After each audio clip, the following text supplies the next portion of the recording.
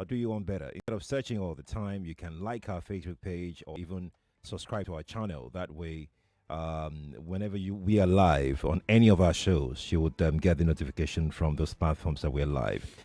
Now we are back to the regulars. I'm talking about the daily commissioning.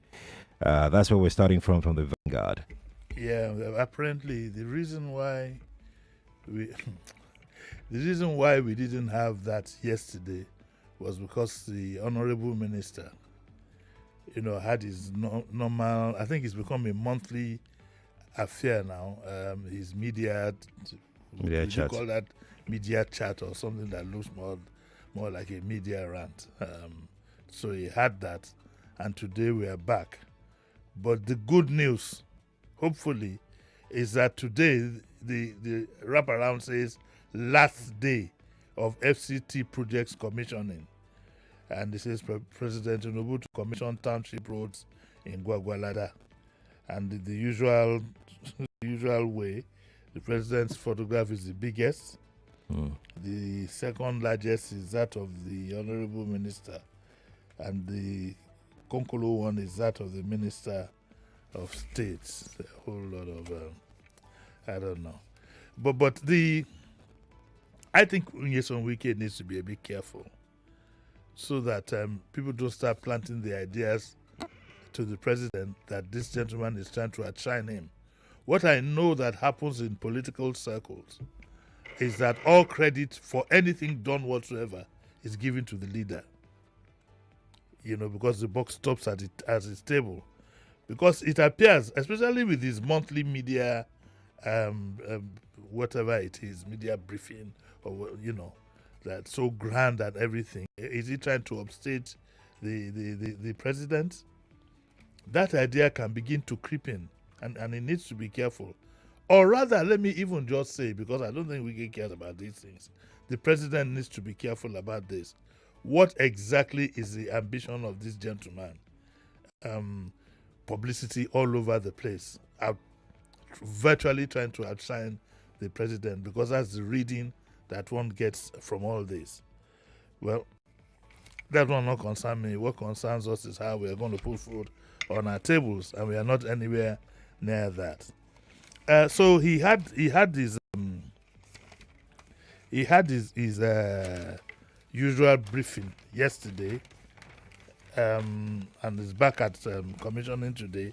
And at the briefing, again, the issue of whether the minister gave land to his sons or not came up.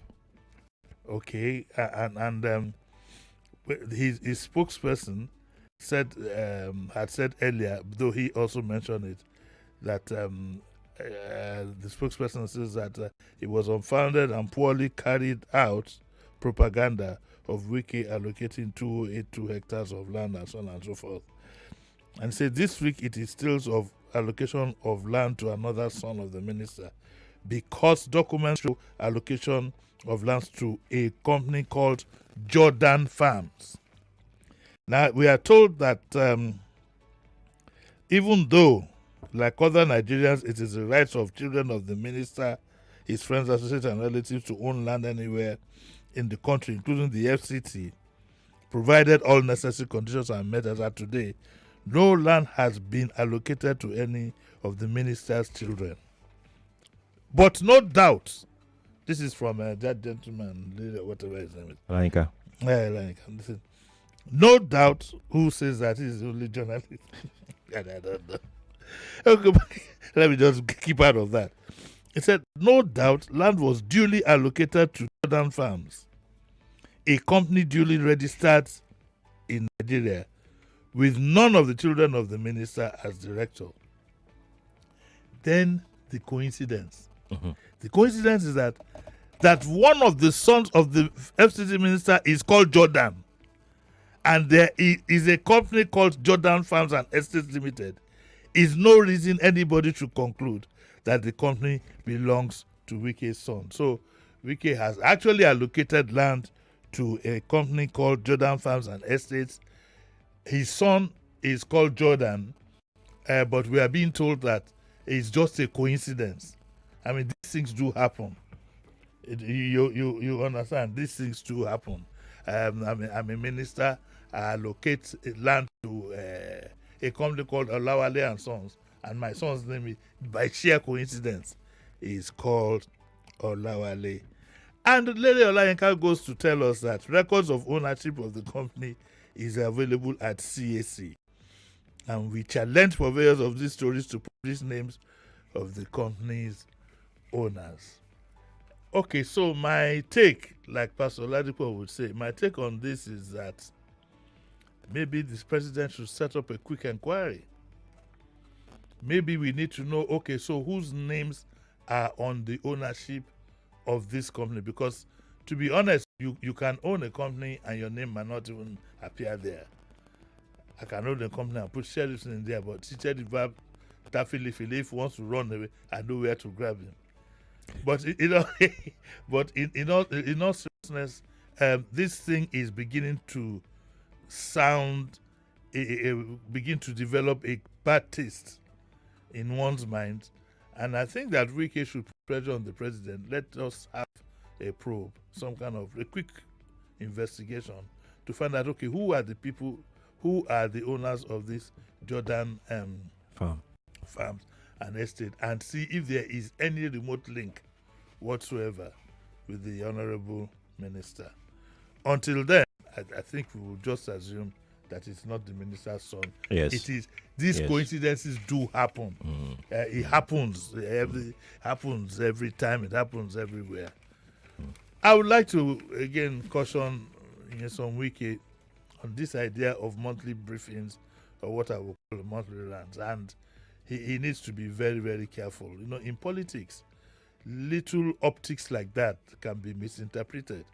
I'd also like to caution the president to call him aside for a cup of tea in the morning and whisper a few things to him to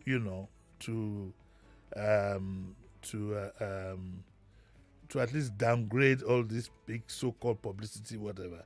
It's becoming a total nuisance. I mean the publicity, I don't mean the man. It's becoming a total nuisance, and I don't think at the very end of the day, it's going to do him good. People don't understand this thing called publicity. It's a science. It's not just making noise it's a science. There's a method to it.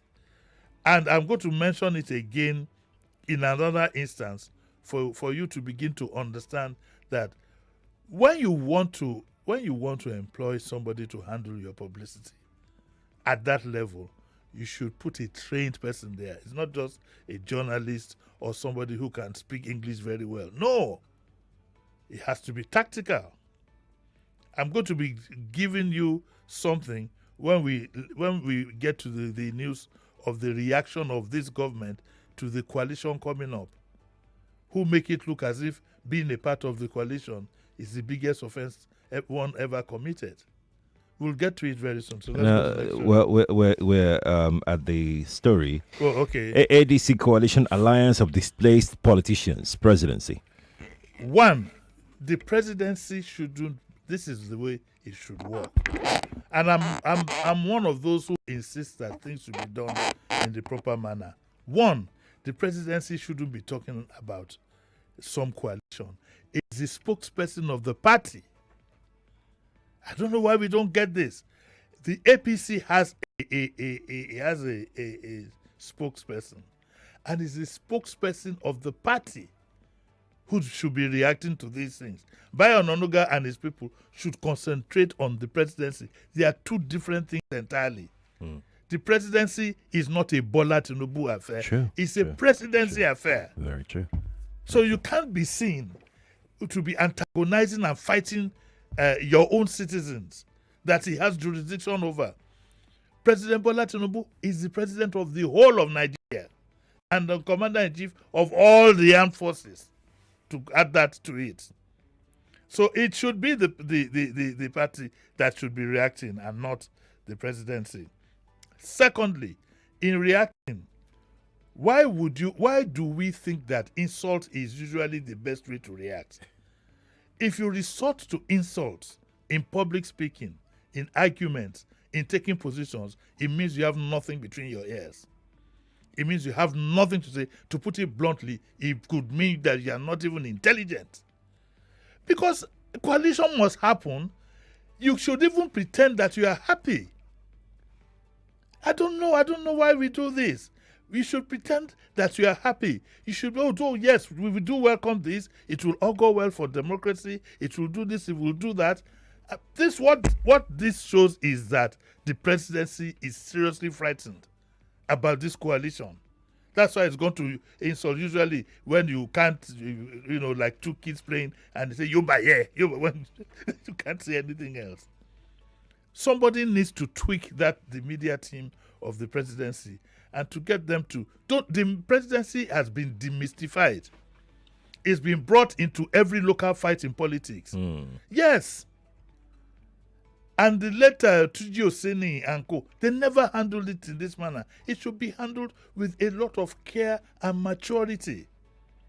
And that the presidency is responsible for all. It's not a Bola Tinubu presidency. It's not an APC presidency. The election is won. We have a president. The presidency as an institution is responsible to all. You cannot be fighting your own citizens.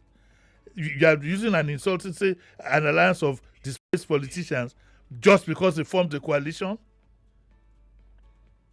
So the riders we have there, we are undisturbed. APC reacts. I can understand that. That's perfect. It's a gathering of failed politicians. Wike, well, we will excuse that one. All of us, maybe you get.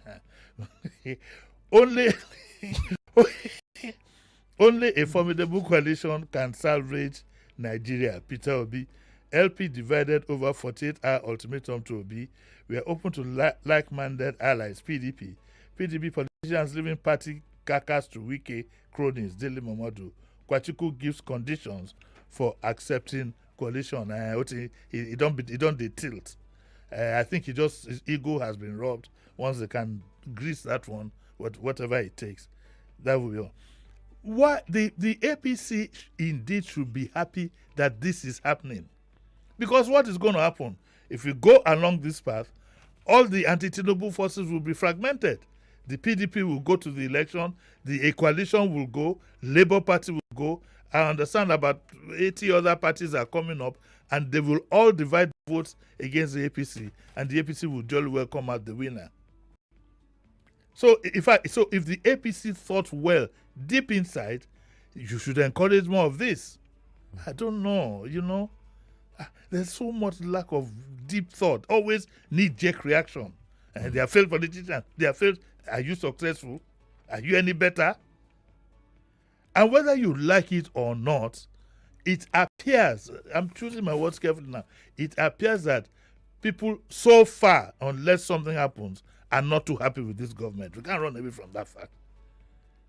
Whether the government is responsible, whether they didn't have an alternative way to go about it, people, of course, will always look in the direction. If you greet your wife in the morning and she doesn't answer back, you think of the president, you think of the government. And somebody, Sunday Daddy, described the promoters as political desperados. The APC too are desperados, hunting for every single politician in sight. Don't gain people's respect by insulting the other person. What you have done is to bring yourself down to a kindergarten level of thinking. I would have, if I was the APC spokesman, what I would rather have said, because I remember the great Ibrahim, who said he practiced politics without bitterness. This was in '83, and I'm still remembering him now. And unfortunately, had the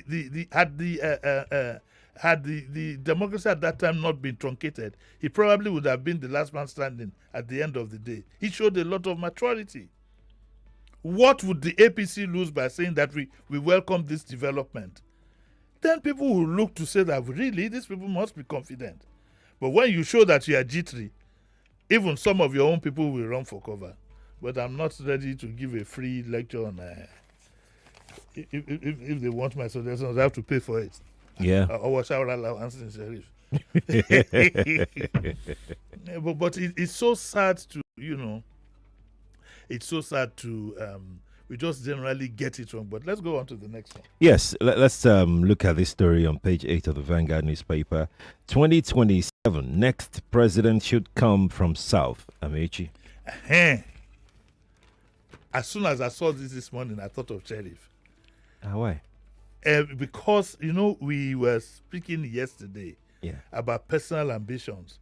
So Amichi has come out virtually now to say he wants to contest for. This is before the coalition has taken off. He started making a statement, and he says that he's making a strong case so that the next president should come from the South. And of course, I think somewhere at the back of his mind, he might want to throw his hat in the ring. The contending issues is going to make this coalition very, very difficult to work. It's going to make it very difficult. And I hope they don't get divided along the line.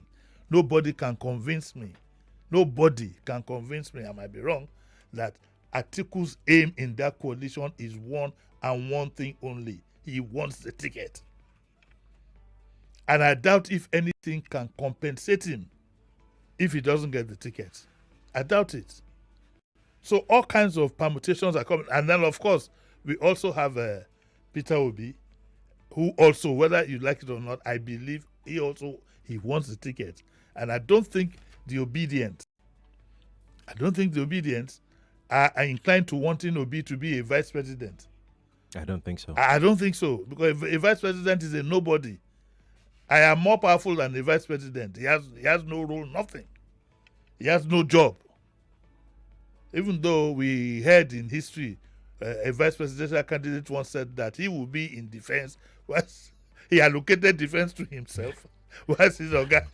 But as soon as they took office, I'm sure he knows what job he has and what job he doesn't have.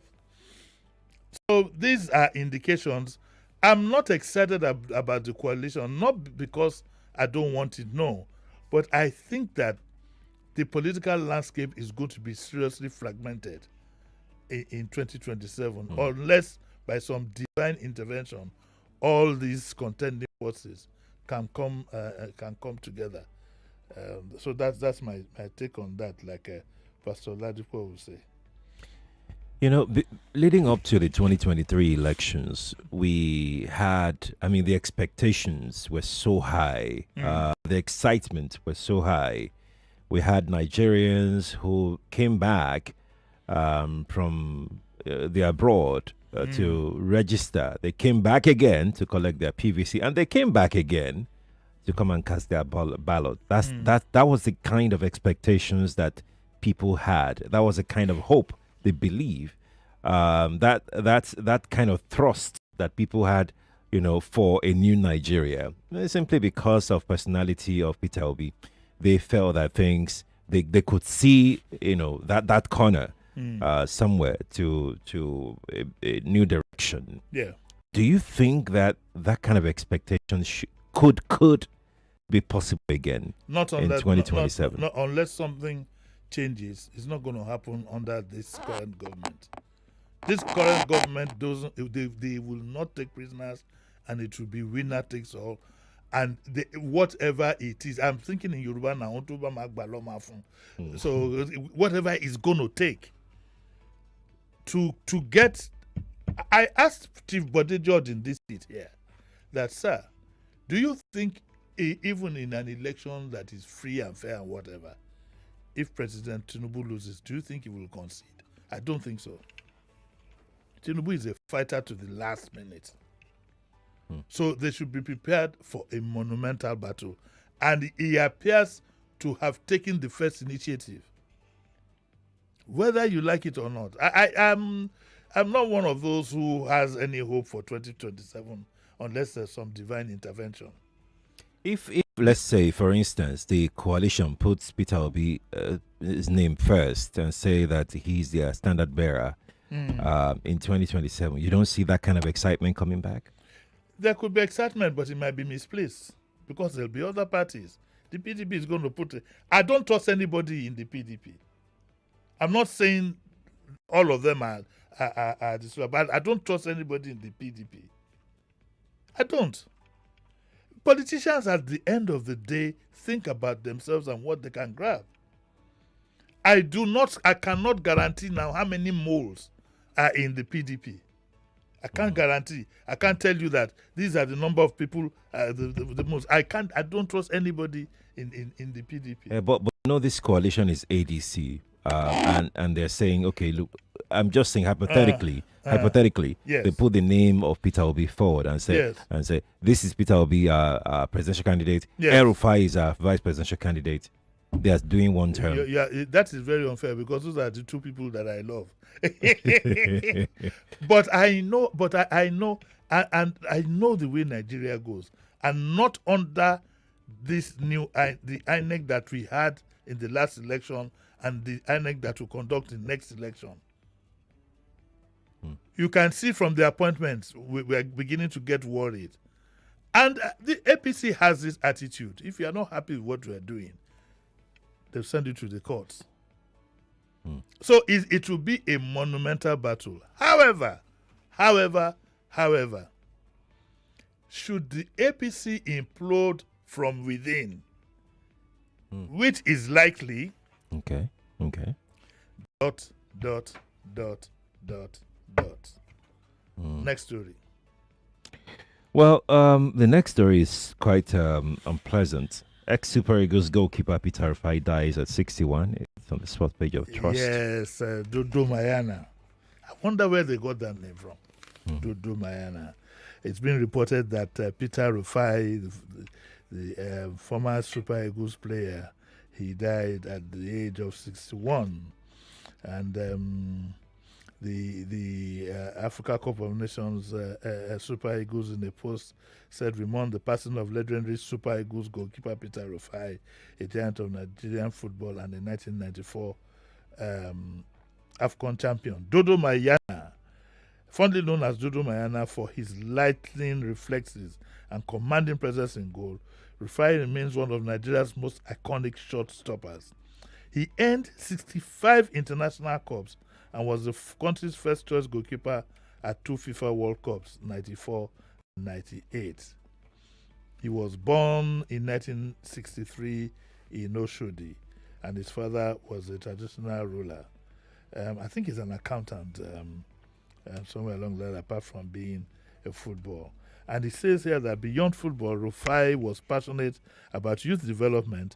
He founded the Staroff Football Academy in Lagos and consistently advocated for balancing education with sports, encouraging Nigerian parents to support their children's aspiration on and off the pitch. So Rafi's legacy goes beyond his acrobatic saves and leadership on the field. He was a symbol of dedication, humility, and excellence. His story will continue to inspire generations of Nigerian football. This story doesn't say whether he's still being owed anything by government, because I know that some of the things that the players were offered, I think in 94 or so, they haven't gotten their houses and whatever. They've presented the houses to them, I think, last week. From 94, yes. Yes. May the soul of Dodo Mayana rest in peace. In my lifetime, I will never forget the Super Eagles of 94. That was the one that had right. Amokachi, and that's right. It was a delight.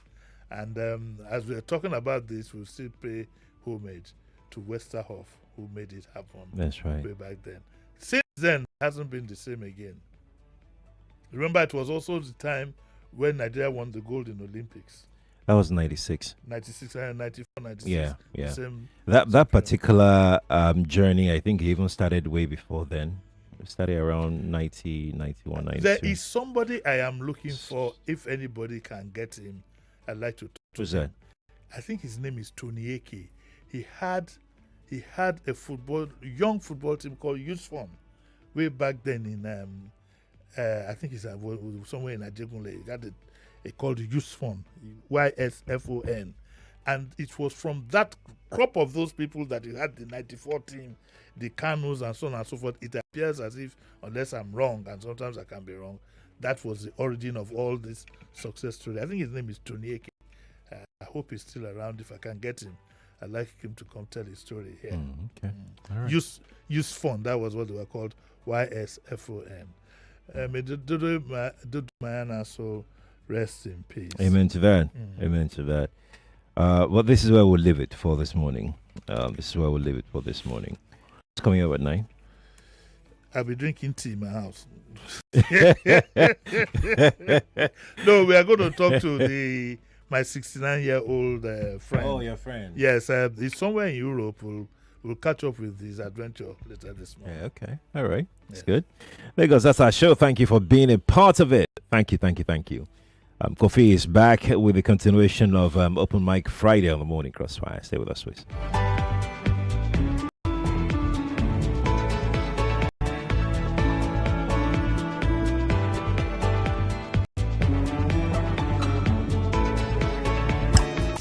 .3 Nigeria Info. We are more than just radio.